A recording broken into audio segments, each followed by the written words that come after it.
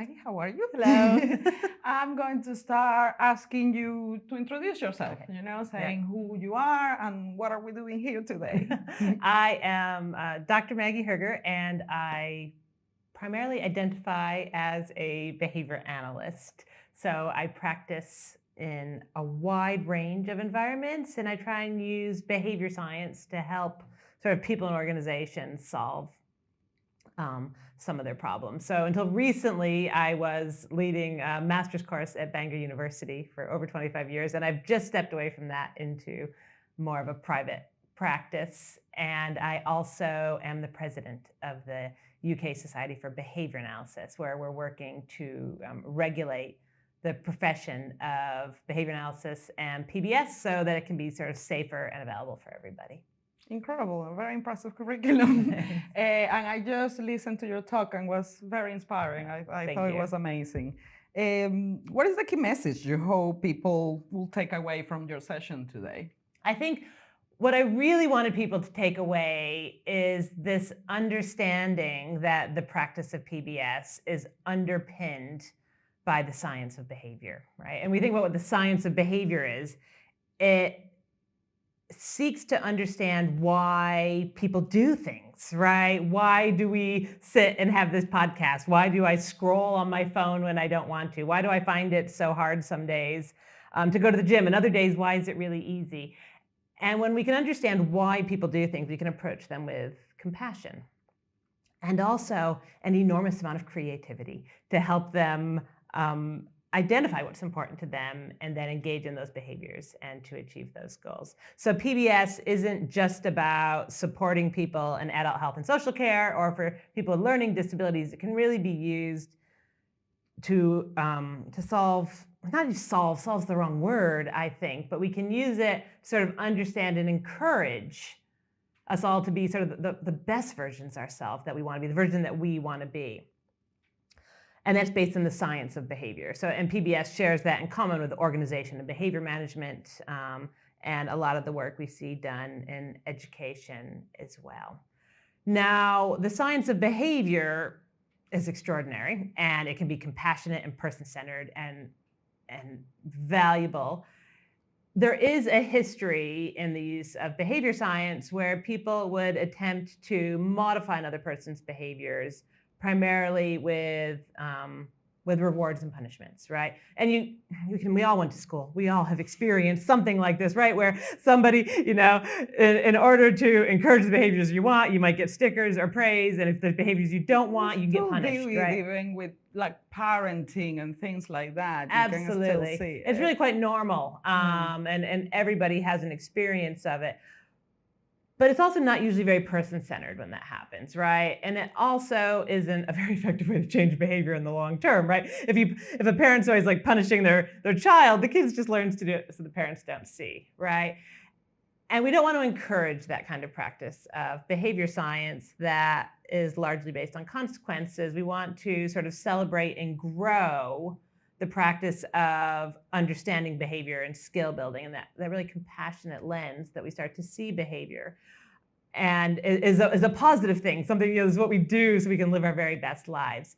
So in order for that to happen, for behavior science to sort of grow into this field where people trust us, we need to regulate the profession. So in my role as the president of behavior analysis, you'll change that, right? The president of behavior analysis, the president of the Society of Behavior Analysis in the UK. We're looking to regulate the profession of PBS, and that so people who join us sign up to a code of conduct and our ethical framework, an ethical framework that prioritizes skill building and collaborative working and demonstrates respect for neurodiversity.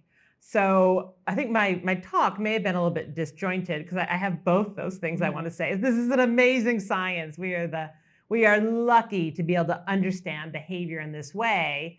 But if we want to share this and grow this profession, we need to consider professional regulation. So I would like for everybody who's listening to the podcast and considers themselves a PBS practitioner to consider joining the UK SBA, which is just a real way of demonstrating I I commit to this code of ethics and these safe standards, and I'm willing to stand by them and be regulated as a profession in this way. And in that way, this glorious science that we have can be shared with as many people as possible. Yeah, 100%. Well, Proactive Keep, to be honest, is very aligned with those kind of values. We believe in a proactive approach. So seeing and meeting all the needs before, so it's not need to behavior to appear, to challenge or these kind of things. So I think that is why it resonates so much with us, your chat. I'm also amused about the science. So when I started doing yoga, maybe 7 years ago or something, I think longer than that. Maybe I'm putting my years a little bit down. I don't want to know my age anymore. I learned that to create a habit, you have to repeat it for 21 days. And after that, the pattern, is created in your hair and makes it much easier. And I use it with my little girls, so much. I say, I know it's tough now, but if we go for a walk these 21 days, in the day 22, it's not going to be hard. It's going to be easy for you. But that takes so much patience and compassion with yourself, don't you? So now I have the same problem. You put out your yoga mat and you wake up early and you sort of get it all ready to go and you think, I'm going to have my daily practice today, or I could stay in bed and have another cup of coffee and scroll my phone, right? And so I think it's behavior science can help recognize those feelings. Just, I know why I'd prefer to sit with the coffee. I understand why it'd be nicer to stay in bed, but that because I'm paying attention to my behavior, I've laid the mat out, my clothes are ready to go. I only have to do 20 minutes, but I can do 50 if I want to. And at the end of it, I'm gonna feel really good. Yeah. And then the other thing that if you're paying attention to behavior science, you're gonna say to yourself, I've done this yoga. How do I feel right now? I feel really happy. I notice that I'm feeling happy and my neck isn't quite so achy anymore. And I'm going to remember that so that tomorrow when I'm faced with that same situation, I can do it again. And that's, I think, all behavior is about habits. Once they become habits, you don't have to think about them anymore. But building those habits, that's such a lot of work. But that is what I'm saying. The knowing is of if I do 21 days of this, it's not going to feel as hard. Because when you don't know, you keep doing it. Why? I don't feel the motivation to go to the gym. I was like, motivation, you will feel it once. Maybe 2 times. I'm in a bad way with my exercise right now. Like the last 6 weeks, I've been working so hard. And so I've lost the habit of daily exercise. But have I lost the habit or if I just built other habits? So now when the alarm goes off, I wake up and I'm on my email, right? That's not healthy. I shouldn't be doing that, right? So behavior science, right? How have I gotten into this situation where the behavior that makes the most sense to me at 6 o'clock in the morning is check my email and not to do yoga, right? And what do I need to arrange in my environment so that yoga makes the most sense? Because in the next year, I'm going to be much better off if I did daily yoga than I will be if I make sure my email status between the hours of 6 and 7 in the morning. And those kind of things give you the tools. What you were saying, I'm ADHD, so reactiveness is a thing. Emotional control of my emotions is difficult, and I have never been medicated, and I will not ever be medicated. But I do yoga, I do breath work, I do other things that now when those emotions rise and flow my body, I go like, okay, let's breathe for 6, hold it for 4, go down for 6. And isn't that the amazing thing about yoga, right? Because you're not practicing that breathing when you're distressed. You're actually really calm, right? I'm on my mat. Everything's nice and chill. I'm practicing my breathing. But because you've practiced that skill, when you are calm, it's available to you when you need it. But also this, to be ADHD and to know this about yourself and to be almost to celebrate it, right? So this is who I am. And it means that these things are going to be really easy for me. And these things might be more challenging. And so because I know that, I'm going to arrange things. I'm going to practice my yoga.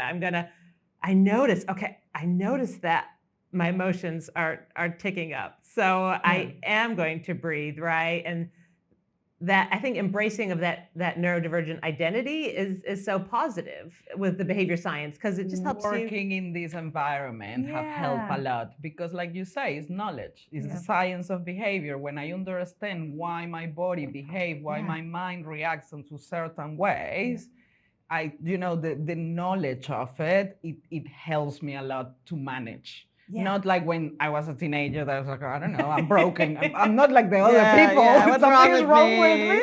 I'm just a mess. But is that how you feel, basically? So yes, I think being in their neurodivergent world, it gives you a lot of tools for your toolkit after. But also, I think, sometimes to say, oh, yeah, behavior science is about normalizing people. And in fact, it's exactly the opposite. It's about, wow, okay, these are the behaviors that are easy for you. These are the things that are really important to you. And these are your strengths. So how do we create an environment to really support that so you can do everything you want to, right? And behavior science is so helpful. Yeah, it is very helpful in these situations. So how do you see positive behavior support evolving in practice across schools or care settings in the next few years? What I would love to see positive behavior support be used, not only in schools for children with SEN or additional learning needs, but also it's amazingly helpful in mainstream schools. So often I think what happens in schools is we have a lot of energy gets put on students who are already in crisis, right? And that's fair, because there's limited resources, and these young people are in crisis and they need all the help we can give them. But sometimes what we miss with that, and where PBS is really helpful, especially as school-wide PBS, is that are we making sure that all of the learners in a school have the skills they need to cope with difficult situations, for when things get hard, right? When the phone is so much more exciting than the curriculum revision. Not everybody wants to study every subject in the curriculum, right? How do you work through those moments of boredom and frustration? How do you have peer conflict at lunch and then come back to class and calm yourself down to engage, in the literature lesson when you've got all these big feelings happening? So I think PBS has such a lot to offer, not only for young people in crisis or who need extra support, but to making sure that all the learners in the school have those skills. So as we talked about, within schools, 80% of PBS should be about prevention, right? It's such a negative way to frame it, isn't it? So we want to prevent the development of challenging behavior, or being proactive. We want to proactive towards give people the skills so that they can, engage with everything that's important to them as effectively. So I would love to see PBS used in maintained schools. In fact, I have a brilliant colleague who's recently taken on a role, big academy chain, right? She's a behavior analyst, and I can't wait to see what happens there. But also within ALN settings, or SEN, we say ALN in Wales, it has an enormous potential for helping these learners. And we're in a crisis in the UK right now, right? There's a crisis in schools that we are seeing increased diagnosis of additional learning needs. At the same time, resources for schools are as tight as they've ever been, right? And we're hearing stories of children who can't access school in the way they need, and they're being excluded, and there's not enough alternative provision. And what's happening to this generation of young people who don't fit into the system. And again, here, I think PBS can do two things. One, it identifies exactly where does the system need to compromise to support these learners, and what skills do these learners need to access at least the parts of the system as well as they can, right? So, and I think that's what PBS can do. And then again, in adult health and social care, we're seeing again, this use of PBS, and it's primarily being used, again, when people are in crisis, right? So this person is in crisis, can you back up? As we talked about earlier, habits, right? Habits are hard to break. Once you've got them, they're great, but when people are in the routine of engaging in crisis behaviors, it's a lot of work to support them and to help them to develop alternative ways of coping. So I would love to see PBS used before people are in crisis. Yeah. Right? How do we support people so they don't have to get into crisis to get their needs met? And I think that's the situation we're seeing a lot in education and social care. People need to be in crisis before they're given this support. And I would love to see the support given before that happens. Yeah, institutions and organizations be proactive instead of waiting for the crisis point, because I think it's like you say, it's easier to prevent it than to act when it's happening. Yeah. And it's not only easier, it's just so much nicer. Right? Nobody should have to be in crisis, right? Nobody should have to feel distressed. To go to that point. Yeah, 100%. I agree with that. So if you could give us one piece of advice to professionals working in this field, what that will be? I would encourage everybody who works in PBS to engage with an understanding of the science of behavior. I think there's always a risk in a profession like PBS where we learn how to do it. So when I work with a client, I do this assessment, and then I have this kind of plan, and I train these staff, and we do active support, and they know how to do it. I would love for everyone in the field to be really thinking about, why are we doing it this way? Is there another way to do it?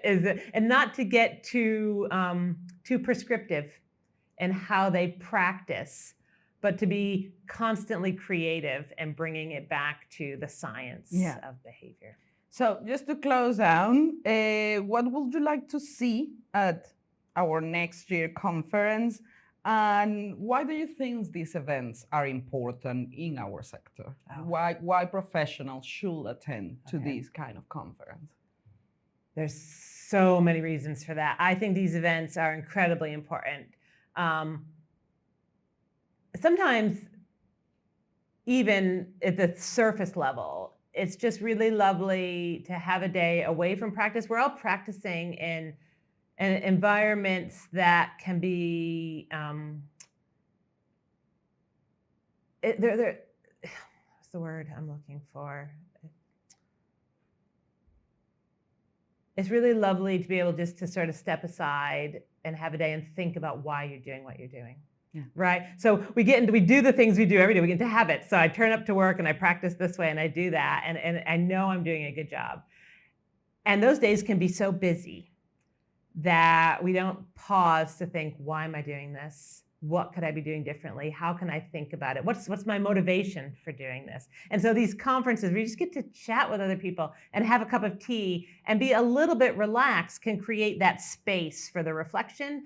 And they're so crucial and important.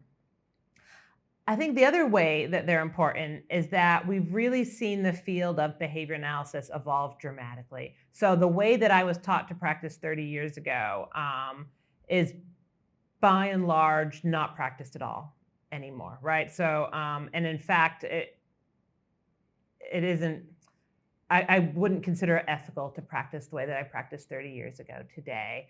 And so we need people to keep coming back and engaging with the way that the science is evolving and changing, not only so people can stay up to date in best practice and deliver the most efficient PBS programming, but also as society evolves, as we listen and learn, our ideas of how we should be practicing changes. And I think people need to check in with that as well. I would love to see people registered with the UK Society for Behavior Analysis. And when that happens, I would love to see this conference offering continuing education, right? So people who are registered can say, I am engaging with learning, and this is a way that I can achieve these hours of professional development that I need to be doing as well. So these conferences are crucial. And within the UK SBA, we're just increasing, in fact, the amount of continuing professional development we're asking people to do, because it's just so important that we pause and reflect and think about where we're going as a profession together. The last one, what subjects would you like to see to be spoken in future conference? What would you think is important that haven't been brought to the table or it is spoken as much? I think I just spoke about the importance of CPD because the field changes and the thinking changes. And there's been some really profound changes in how we think about function in behavior science, okay? So as little as like 5, 6, 7 years ago, I was teaching, we have 4 functions, right? So people engage in behavior because they need attention, and we could say connection. They want escape, they want things, or they're doing it for the sort of sensory stimulation. And I think that's still a dominant understanding within PBS and the behavior science community, is that function fits into these 4 nice categories, and you can do, there's a questionnaire you can do, and it's going to place your behavior into a nice category. And I think that largely doesn't reflect the current thinking in the science anymore. That what we're seeing now is that behavior happens in a moment. So sometimes I need connection, and I need connection in this particular moment when I'm extra tired and I'm doing this work and I'm feeling a little bit sad, right? It's not that I always need attention. I'm not a person who always needs attention. I need attention right now. Or maybe I need to escape this task and get a little bit of attention, but tomorrow I'm going to be able to cope with it, right? So it's not that I'm an escape-driven person. I am, in this particular moment, I need escape, right? So that this idea that we could understand function and then alter behavior by reinforcing the behavior we want and not reinforcing the behavior we don't want, I think misses a lot of the nuance, and that behavior is incredibly nuanced and individual, and it's super shifty, right? So what's important to me, if you talk to me in August when I was in the middle of my holiday, I'm like, oh yeah, my yoga practice was solid, right? And I'm never going to stop. My yoga practice is amazing, right? Every day I've got 20 solid minutes. And you talk to me today and it's not a priority. I'm not a different person. I'm just in a different circumstance than I was 6 weeks ago, right? 100%. And so I think that's how I would want to start really encouraging people to think about the science of behavior, not in these function buckets, but sort of appreciating the nuance and thinking about the moment. Perfect. Thank you so much. Okay. I really, really appreciate it. No, my pleasure. Yeah. Hi, Kirsty. I'm just going to start by asking you to introduce yourself and tell us a little bit about, who you are and why you're here. Yeah, absolutely. So my name is Kirsty. I work for a company called Positive Support Group. I'm a behaviour analyst, and I've been a practice skip trainer nearly 16 years, so quite a while. My background was initially in adult residential, and then I moved into children's services, particularly exploitation and gang risk. And at the moment, I manage a team working with young people coming out of hospital or care experiencing people. Perfect. Very nice to meet you. Very impressive curriculum. What is the key message you hope people will take away from your session today?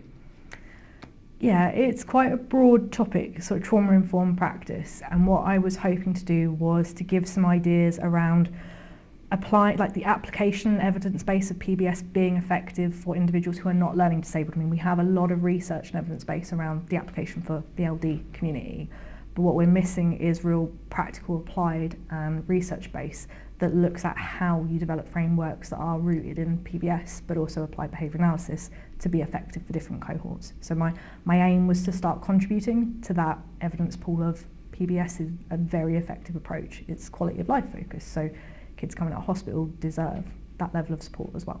Yeah, and it very much aligns with the theme of the conference, so that was amazing. I just listened to your talk and it was incredible. How do you see positive behavior support evolving in practice across schools or care in the next few years?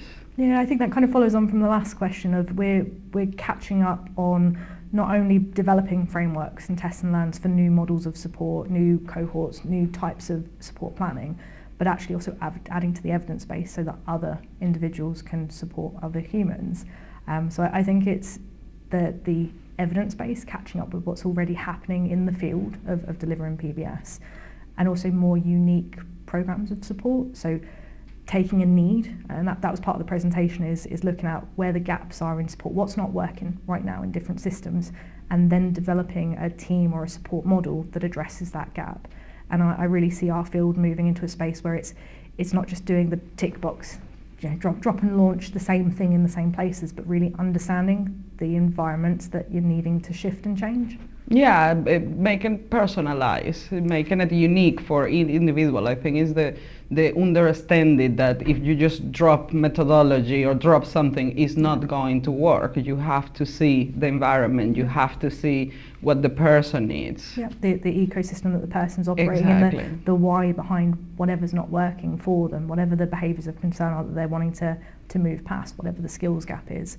But I think it's on an individual person-centred level even within those models. So each human needs to be supported very uniquely and bespokely to be trauma-minded, to be trauma-informed. It should be all led by the person that's receiving the support. Otherwise it's support with a little s. It's something that's guised as being support, but actually it's why that word is so aversive to a lot of the young people and families I work with, because it hasn't actually truly been support. Yeah.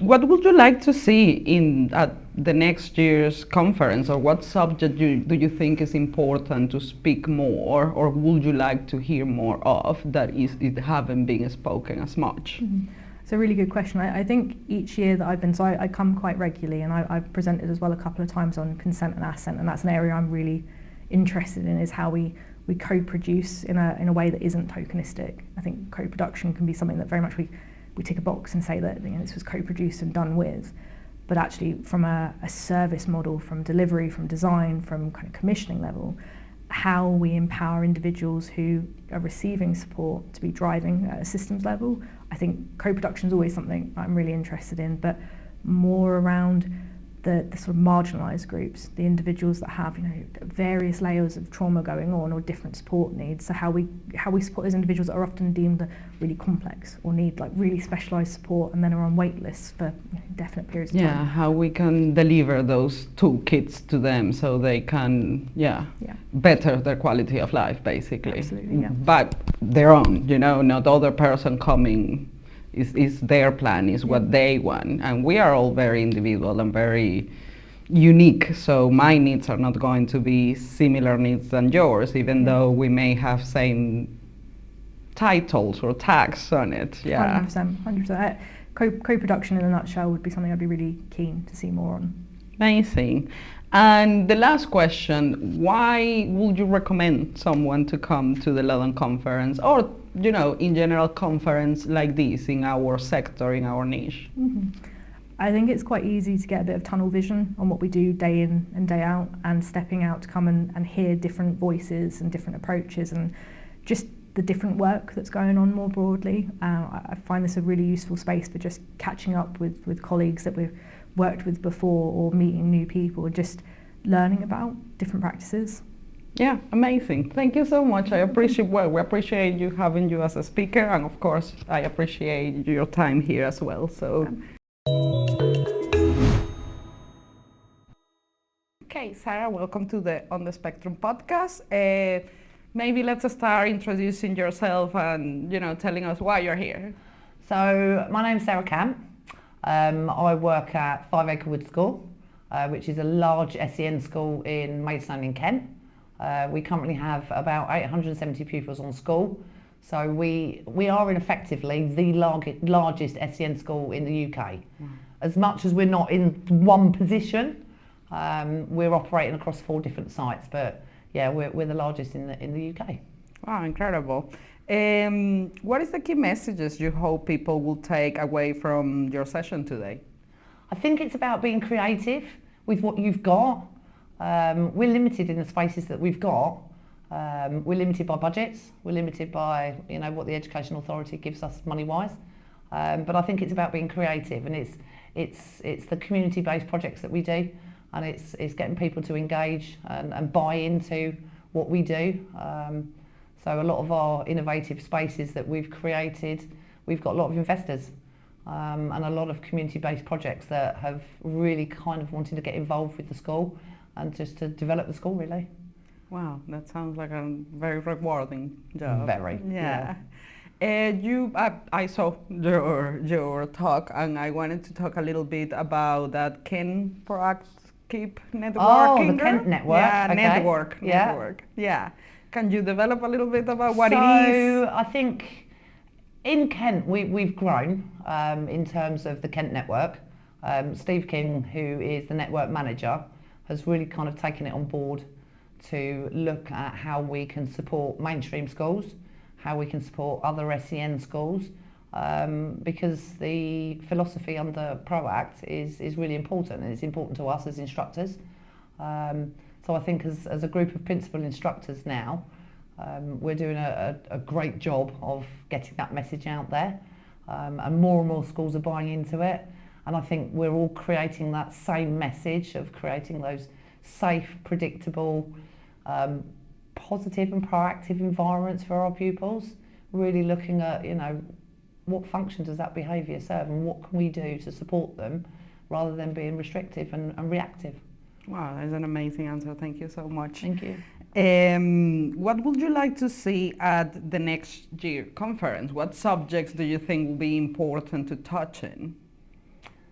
We've touched quite a few over the last few years, actually, whether it's well-being, capable environments. That was a good one, which sparked where we're at now at 5 Acre Wood. A set topic. I would probably say we've probably done the topics that I would like to. The capable environments and the well-being. Yeah. You know, that was really important, and I think that was good last year at the conference. We focused on staff well-being. Yeah. So it was nice to look at how we can support staff to look after themselves first, because if they don't look after themselves first, how can they support the children with additional needs? Yeah, I have enjoyed very much the trauma-informed part. Yeah.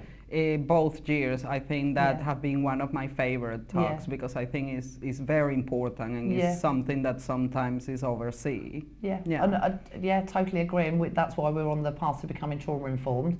Wow, so we're in conjunction with trauma-informed UK schools to become a licensed trauma-informed school. And I think you're right, it is really important and it's really interesting, especially in terms of not always the pupils that display those challenging behaviours, but it's the ones that don't. It's the quiet ones in the corner, and it's using those trauma-informed approaches to highlight and support those pupils. Why would you recommend anyone to attend the conference? Why would you not? Great answer. I think it's ProAct for me has always been that supportive network, whether it's the Kent network or whether it's ProAct at the Loddon.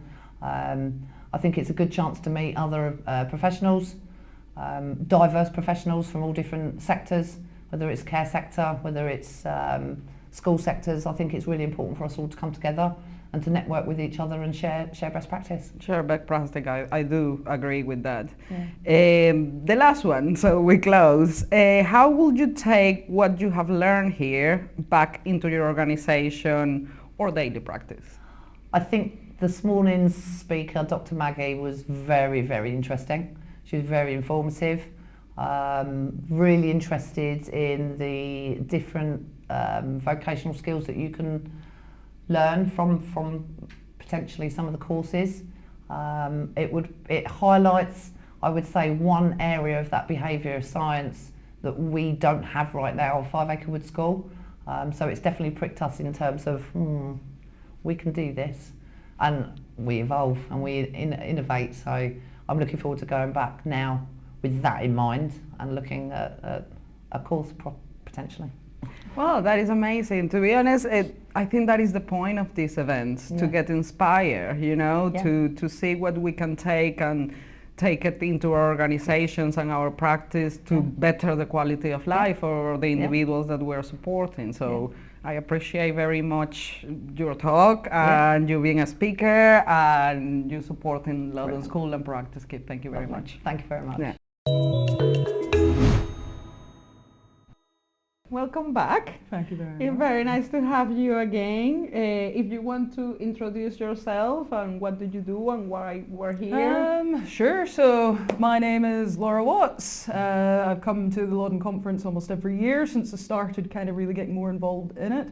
I'm the registered manager for Kind Tailored Care, but I'm also an openly neurodivergent registered manager, and I've held a workshop here a couple of years ago where I shared my experiences and came out, as it were, because I'm still the only neurodivergent registered manager I've ever met. So it was about supporting neurodivergent people into leadership positions and how to achieve that. If you read my story as a kid, autistic and undiagnosed ADHD, they doomed me to a life of constant support needs and care plans and EHCPs and all the wonders of it. Nobody would ever predict where I am today. So it's to try and share how that came to fruition and help other people to do the same. Yeah, and that they can accomplish many, many things. Yeah, exactly. Well, my first question will be that. Why did you come back to the Loddon Conference? I come back because it's an opportunity not just to try and learn something new, because that's something that we should all be doing in our professions, to try and keep that knowledge up and find the best practices to help support the people, because that's why we're all here. But also because it's an opportunity to meet other like-minded people that share those values, that share those commitments to try to get it right for the people that we're supporting, whatever guise that may be, and it reignites that passion in me every year when I meet people that I can have that conversation with, and just you walk away and you're like, yes, I've got some new ideas on how to help people. Yeah, I will say innovation and sparking that, oh, I can try this. Exactly. Yeah. What would you like to see at next year's conference? Any subject that we haven't explored, or something that you would like to be more spoken about? I would potentially like to see, especially since we talk a lot about human rights, etc., within ProAct Skip especially, and in everything that we do, I would love to see some more involvement from disability rights organisations, because that's my passion. That's my master's degree, was in disability studies, public policy, but it was more than that. It was about the history of how disabled people were able to get that kind of rights into Parliament and into policy and into everything that we do when we're supporting these people. And it's great to have the professionals. It's very, very professional, and the experts that we get in. But I feel like there's something missing with the experts by experience in terms of the other side of the debate sometimes. More lived experience, yeah, basically. Exactly. Yeah, and I think that is quite inspiring stories. I don't know if you were here in the one, I can't remember her name, but it was this beautiful was that 2 years lady ago with the lady that had something like that. I like dancing like a raving woman. Yes, it was amazing. That was amazing. It was one of my favorite conferences. And I think it was because she made that experience. Everybody felt it very heart to heart. How would you take what you have learned here today back into your organizations or your daily practice? It's difficult to give a concise answer, because for anyone that knows my CEO as well, it's I've kind of been groomed in this philosophy since I first met her over 7 years ago. Kind Taylor Care was kind of set up with a very similar philosophy, but I always take back something from this conference in terms of that renewed spirit and ways to try and find new ways of doing things. Sometimes you get used to kind of singing from the same hymn sheet, from doing things in a very specific way, especially if you're autistic like me. Yeah, and it's nice to see alternatives. It's nice to see, well, this worked for them. What can we do to take that and apply it for the people that we support? Yeah, well, it's all about co-creation and collaboration. Exactly. And the last question is, why would you recommend anyone to come to the next year conference? I'd recommend it because, again, you're going to get the opportunity to hear from experts from all different kinds of fields, all different perspectives, which I believe is the best way to get the best approach to hear from everyone. But also you're going to have that opportunity to see all these different kinds of practices and meet people that all have those same values and attitudes and are all here for the one reason of improving the quality of life for the people that we support. Yeah. Thank you so much. I really appreciated you giving us your time. Tell me a little bit more about you. What is your name? What do you do? And about your book. That would be wonderful. All right then. My name is Richard Haslam. I came from Penwitham, which is near to Preston in Lancashire. And I am with Creative Support, used to be Creative Support, but then Autism Initiative with Tia. I moved into Brave Close in March of 2020, just a month before the pandemic hit. I soldiered on through the pandemic and was able to write my first book during that time, Kiona the Gardenian. And after the pandemic went away, I was able to enjoy going farther afield from Salou in Spain to going to the Christmas markets in Dresden in Germany. Oh wow, that is incredible. And what is your book about? My book is set in a post-apocalyptic past. Instead of it being set in a post-apocalyptic future like you get in most medias nowadays, my book is set in the past, like as if in the time of the 100 Years' War they came across something that is similar to the atomic bomb, and thinking that they would use it as a shortcut to victory had a terrible outcome. They destroyed their enemy, but also they destroyed themselves and the world. And the story is set in an alternate 18th century, around 300 years after the events of the firestorm. The main focus of the story is called Kiona, who had to try and rescue her little brother, Achak, from a mysterious person called Erich Kagall. She failed of rescuing him when he was killed, but he was reunited within her heart, and that caused her to become the Maid of the Heart, because Kiona is no ordinary person. She is an incarnated angel called Tikva, whereas her little brother Achak is her heart angel called Liv Tikva, and both of them are symbiotic. Their goal is to defeat Erich Kagall and to bring the world back to the path the Father had predestined the world since the dawn of time. Wow, it sounds incredibly interesting. You're a very creative person. It is a spiritual book, but I understand it may not be for everyone. But in the words of one person, the past is a different country and they do things differently there. Also, when it comes to my books, you notice how some of the stories are really short and you go through it easily. Well, it's not made to be very long. It's for easy reads, for people who have difficulties reading, especially in these days. Very, very good. Interesting. And you can find my book in Amazon on Kindle. You can either get it on paperback or on ebook. Perfect. If you could describe the conference in one word, what would it be and why? Well, the conference, well, in my spirit, I feel confident, but in my flesh, I feel nervous. Well, I but think it's the quite first time for normal. everyone. I think everybody feels the same. You are just voicing it and the other people is not. But I think everybody feels exactly the same. They feel a little bit nervous in these kind of events. Why would you recommend anyone coming to the conference and learning about, you know, the workshops and the... Well, it's worth giving your work, sharing your story.